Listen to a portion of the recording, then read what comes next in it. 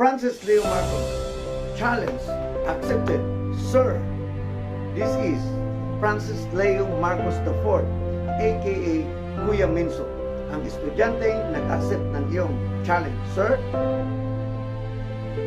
mga kautak, shout out muna sa mga nanalo kagabi, kay Nelson Batuhan, kay Ma'am Steph, at ganoon din kay Titi Mylene, at doon po sa lahat ng mga tumanggap ng consolation prize.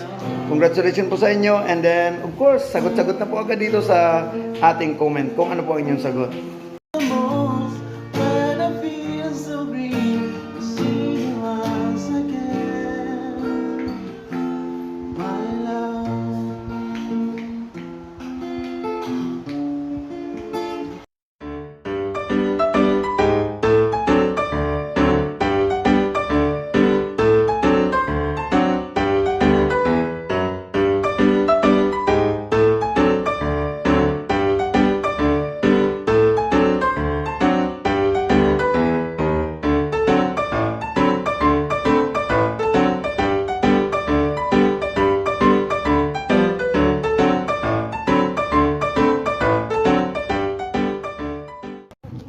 Ayan mga kautak, nadaanan po natin ang nakaraang winner ng ating palaro. Ayan po ang ating... Salamat sa Lord! Ayan po.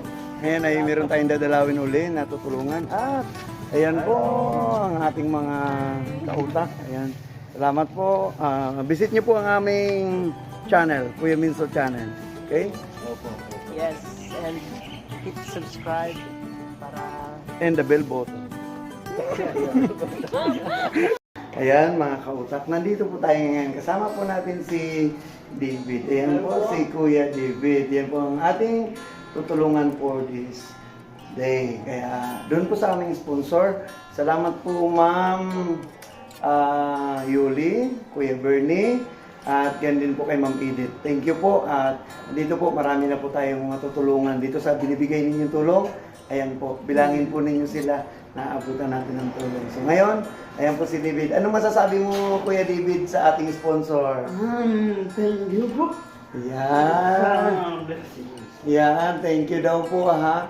O ito, Kuya David, tanggapin mo itong kunting tulong nila. Thank you. Ayan, ayan po. Ayan po ang pasasalamat niya. So, kayo po dyan na patuloy na ginagamit ng Panginoon, thank you po. At ako po ay patuloy din po magpapagamit bilang kamay po ninyo. Salamat po ng marami. Ayan. At matats pa sila at itap nila yung ibang mga kaibigan.